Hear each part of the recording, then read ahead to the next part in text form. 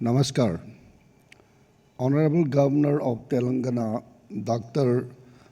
Tamili Sai Sundaranjan ji, Captain Alok Bansal, Director, India Foundation, Excellencies, especially Ram Madhav ji, Professor Soniana ji, ladies and gentlemen.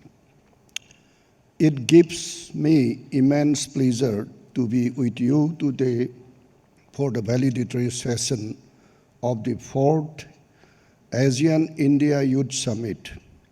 I am pleased to learn that the past few days have been enjoyable and memorable for all of you.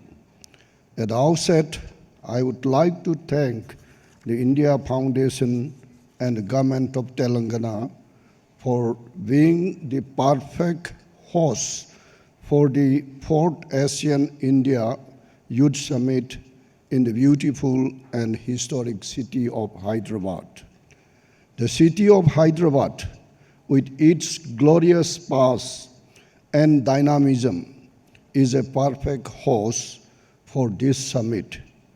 Along with being a place of immense historical wealth, Hyderabad is also a hub of innovation, information technology, education, and entrepreneurship. And this gives the city its nickname of Cyberbad or Cyber City. I hope you all had the chance to explore this beautiful city, famously also known as the City of Pearls, and experience its exotic locales, youthful energy, and the mouth-watering foods, especially the famous Hyderabadi biryani. This blend of historical wisdom and modernity is also very much reflective of ASEAN-India relations. The civilizational connect between India and ASEAN stretches back to the several millennium. Our region have had shared experiences and have enriched each other through trade, religion, art, and tradition. This shared civilizational heritage provides a solid foundation for our contemporary partnership. This partnership is also enhanced by our common strategic priorities of securing our societies and ensuring peace and prosperity for our people. ASEAN-India relations form the central pillar of India's Act East policy, which stress its genesis to the setting up of modern India-ASEAN collaboration 3 decades ago. It has evolved beyond its economic focus to encompass wide spectrum of engagement, including socio-cultural cooperation, strategic aspect, connectivity, as also new and emerging technologies. This is very well reflected in the growth trajectory of ASEAN-India relations, starting from sectoral partnership in the year 1992 to strategic partnership in 2012 and comprehensive strategic partnership in 2022. India and ASEAN also share similar vision for the Indo-Pacific. It is reflected in the convergence of ASEAN outlook for the Indo-Pacific and India's own vision for the region as enunciated by Prime Minister Modi ji in 2018 and implemented through Indo-Pacific Ocean Initiative. ASEAN centrality is an important element of this vision. This shared approach to the region has resulted in a steady growth in India's engagement with ASEAN as a whole, as well as with individual ASEAN countries. The theme of the Youth Summit, Strengthening ASEAN-India Partnership in the Indo-Pacific, is aimed at bringing out the youth's perspective on this topic. Friends, the program for the summit included exchange of ideas and experiences in some of the topical issues of our times, covering areas such as connectivity, digital partnership, developmental cooperations, and good governance, and people-to-people and cultural ties. It was encouraging to see the level of participations and depth of conversation in the various peer learning sessions on this topic. I'm sure that the insights provided by the eminent speaker from varied backgrounds from both India and ASEAN on these issues would prove useful. These are some of the focus areas of ASEAN-India relations. Connectivity, in its broadest sense, is one of the important aspects of ASEAN-India relation. Connectivity includes physical, digital, economic, and people-to-people connectivity. Given that India and ASEAN share land and maritime borders, enhancing land, air, and maritime connectivity with ASEAN and with the wider Indo-Pacific region is our priority.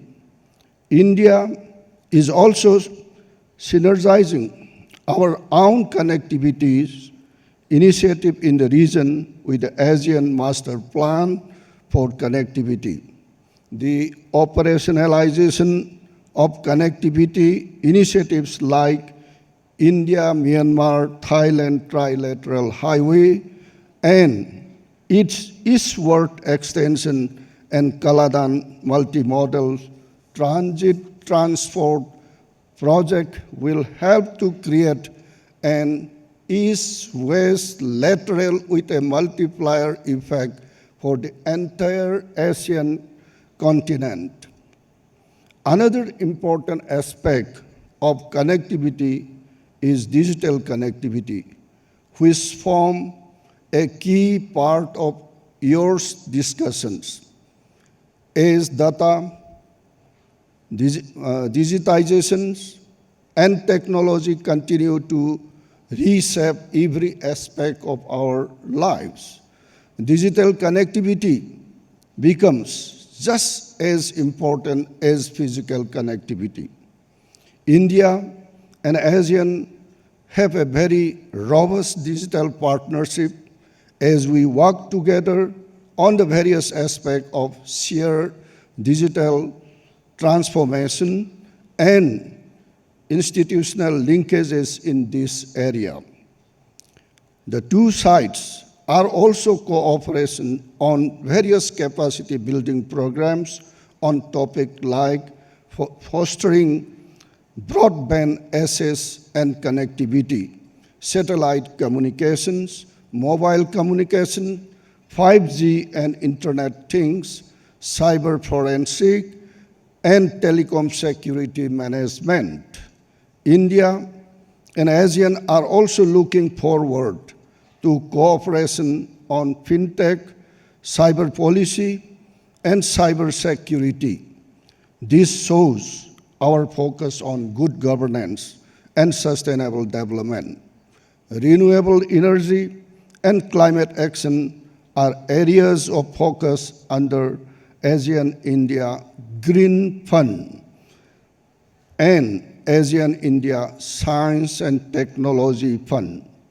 By sharing best practices, policies, and programs, and working on joint projects, we hope to ensure inclusive and sustainable development. This brings me to the last but the most important topic of your program, cultural exchanges and people-to-people connect, which undoubtedly is an important pillar of ASEAN-India engagement.